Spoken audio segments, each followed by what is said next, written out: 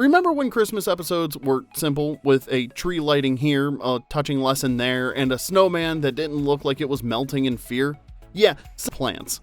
We got a homeless teen, Roseanne waging suburban war with weaponized tackiness, and a lot more covered. Now, before we dive in, be sure to like and subscribe. It helps keeps these nostalgia sleigh rides rolling each week.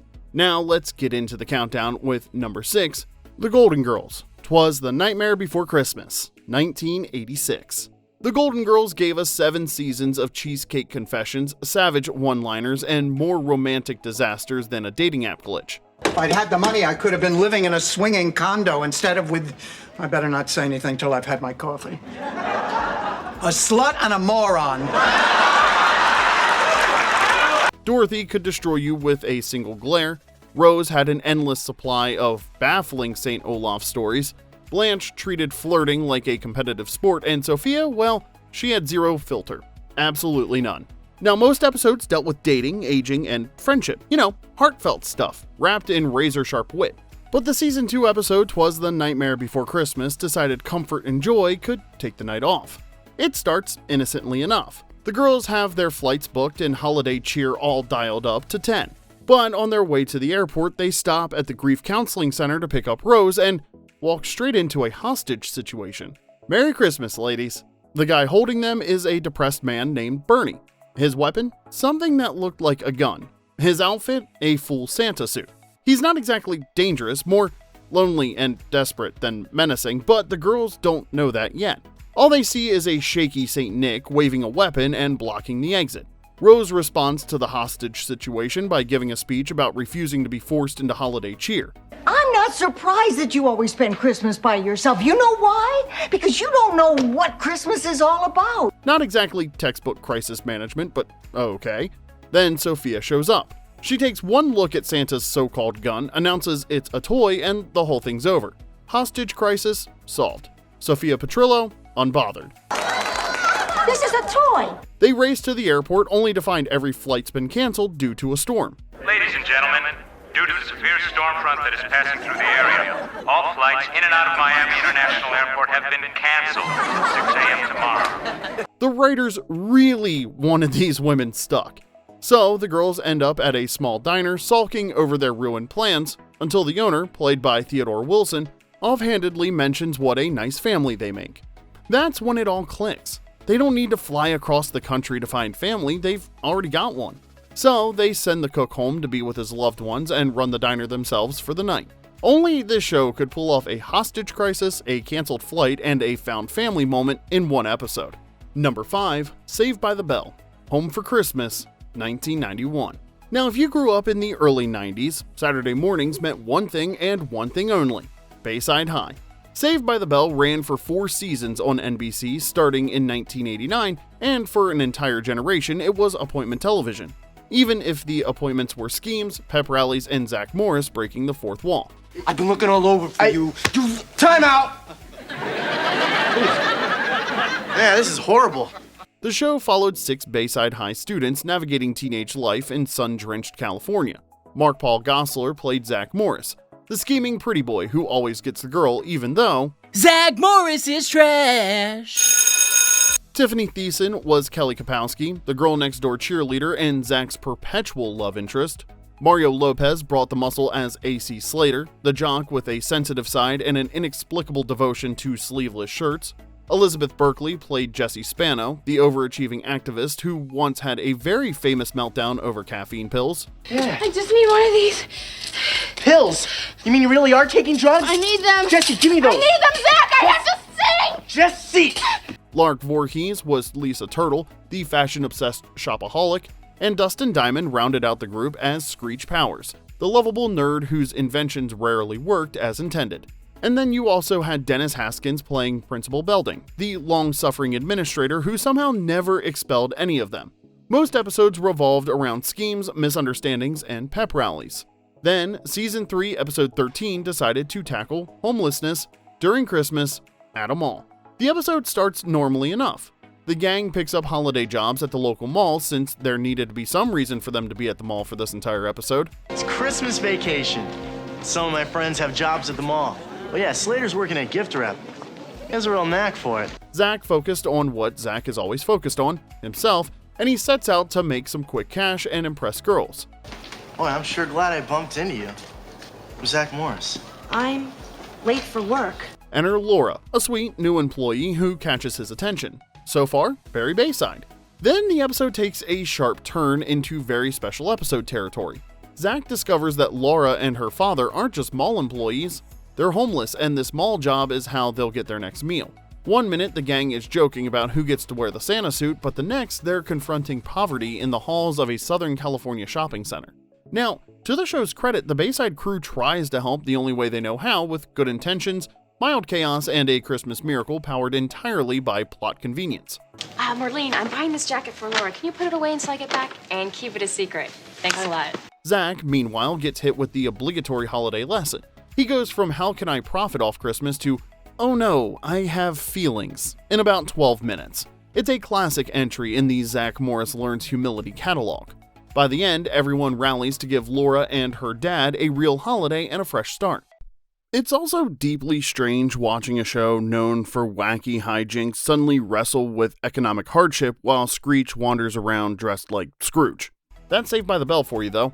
Sincere, well-meaning, and capable of giving you emotional whiplash between a laugh track and a life lesson.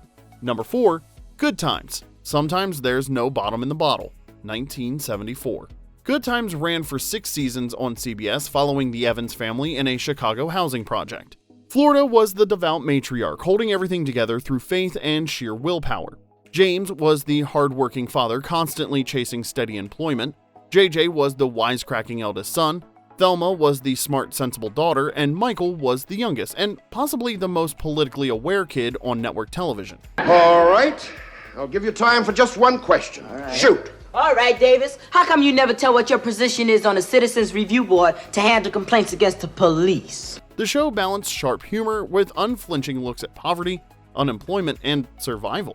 The theme song told you exactly what you were getting. Keeping your head above water and making a way when you can. Then, Season 2, Episode 13 decided to tackle teenage alcoholism. The episode starts with the Evans family preparing for a holiday visit from Aunt Millie, played by Marguerite Ray, Uncle Oscar, played by Albert Reed, who'd later return as Alderman Davis. Well. Alderman Davis. What brings you here? And then their teenage daughter Naomi, played by Bonnie Banfield. The decorations are up, expectations are high, you know, the classic family Christmas setup. Then things get strange. Naomi starts acting cagey. Liquor begins disappearing, and someone's been topping off bottles with water. Chicago water, as JJ calls it, and the family assumes he's the culprit. You been drinking? Huh? He's not. The truth lands hard. Naomi is secretly an alcoholic. She's been sneaking drinks throughout the apartment. Thelma is the first to piece it together, and the scenes where Bernadette Stannis confronts her cousin are some of the strongest acting she ever did on the show. It was raw, uncomfortable, and painfully real. You're so busy sneaking into bottles, you wouldn't have known if the Chicago Bears stampeded through here. Oh, don't be square. I'm only getting into the holiday spirit. One minute there's Christmas tinsel in the background, and the next you're watching a teenager wrestle with addiction while her father refuses to acknowledge the problem. It's a lot. What makes this episode stand out is that Good Times doesn't hand you a tidy resolution. Naomi's struggle doesn't vanish by the closing credits. There's no she's all better now bow on the tree. The episode leaves you sitting with the discomfort, the uncertainty, and the reality that sometimes the holidays can't fix what's broken. She's drunk, Mom. Drunk? Did you hear that, Oscar? Hey, I know you won't believe this, but for a while there, I was afraid she was on drugs. It's heavy, emotionally jarring, and it's Good Times doing what it always did, refusing to let you off easy even with a Christmas tree in the corner. Now, we're going to take a quick pause since you're clearly enjoying this trip through TV's most chaotic Christmas moments. Would you be so kind as to hit that like button and let us know in the comments if you remember watching any of these wild holiday episodes when they first aired. Now, we're going to jump back into the countdown with number 3, Roseanne, White Trash Christmas, 1993. Now, forget the pristine TV families with their coordinated sweaters and sparkling kitchens. Roseanne arrived on ABC in 1988 with 9 seasons of blue-collar chaos that felt more like real life than anything else on television. The show followed the Connor family, a loud, lovable blue-collar crew navigating life in the fictional town of Lanford, Illinois. I need some help getting the rest of the stuff out of the car. Any volunteers, Darlene? Ooh, Dad, how subtle. Roseanne Barr played Roseanne Connor, the sharp-tongued matriarch who could destroy you with a one-liner faster than you could finish your meatloaf. John Goodman was Dan, her teddy bear husband who balanced her edge with genuine warmth. Laurie Metcalf played Sister Jackie Harris, the family's resident mess who somehow kept showing up for every crisis. Sarah Gilbert was Darlene, the sarcastic middle child. Lacey Goranson or Sarah Chalk played eldest daughter Becky, depending on which season and then even episode or scene that you were watching. And then Michael Fishman as DJ, the youngest who mostly existed to witness the chaos. The Connors had overdue bills, unstable jobs, and a couch that looked like it came from a garage sale in 1974. Unbelievable! That chili's gonna be hanging from the ceiling of the Smithsonian. Some of the children, Fifi. Season 6, Episode 12 took all that working-class chaos and wrapped it in Christmas lights. The episode kicks off with the Connors gearing up for a festive holiday. Decorations, lights, the whole deal. Until the neighborhood association sends them a prim letter basically saying, please don't make the block look tacky. So the neighborhood association. Oh, then mow your lawn, people. This holiday season, we're asking everyone to restrict their decorations to simple white lights in order to avoid eyesores. Which is exactly the wrong thing to say to Roseanne and Dan. So, they go nuclear. Blinding lights, plastic reindeer, inflatable everything, decorations that look like the holiday aisle of a dollar store got hit by a tornado. If Christmas Vacation and a yard sale had a baby, this display would be it.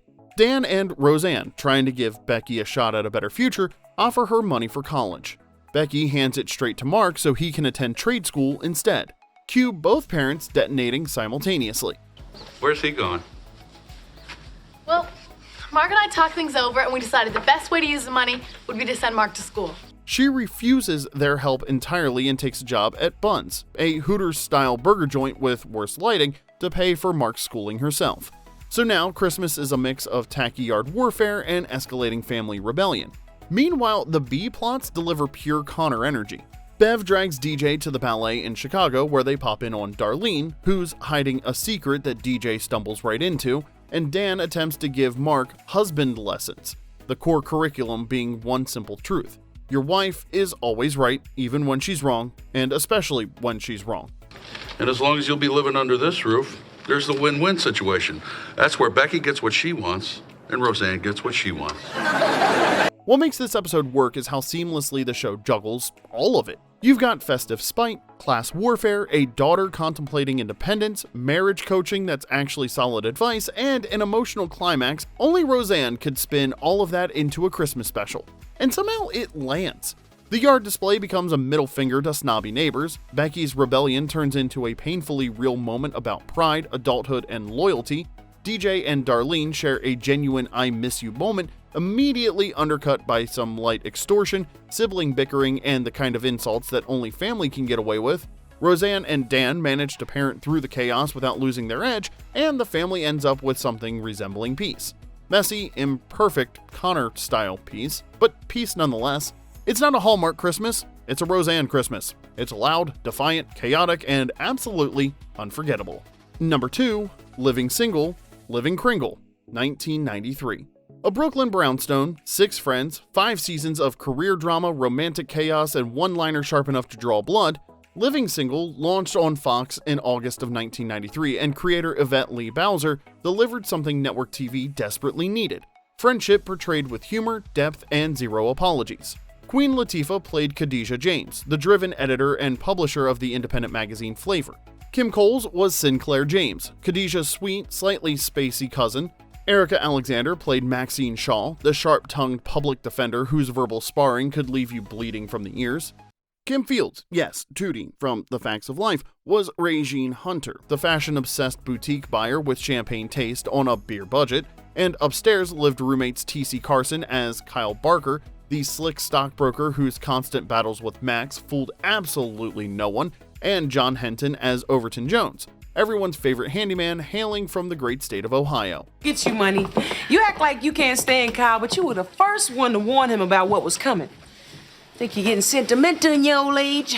Nah, I just figured if anyone's gonna inflict pain on Kyle, I ought to be in on it. Now, while most episodes balance career struggles with romantic chaos and enough one-liners to fill a highlight reel, Season 1's episode 15 flipped the usual holiday script.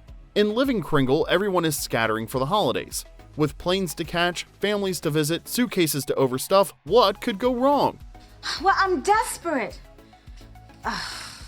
All right, I'll fly coach. However, Sinclair isn't ready to let the season pass without making some memories with her Brooklyn family first. So she invites the whole crew to a tree trimming party. Garland, carols, hot cocoa, the works. One evening. That's all she asks for. And they all show up.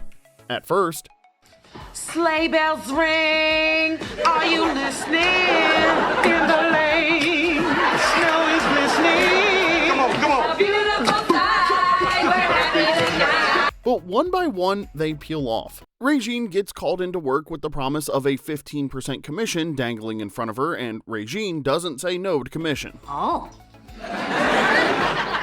15% commission. I'll be done there in 10 minutes. Overton gets summoned for handyman duties. Max decides she'd rather spend the evening at her place with her boyfriend. Kyle gets a page from work and has to leave. And Khadijah, ever the workaholic, heads back to the office to tackle something at Flavor.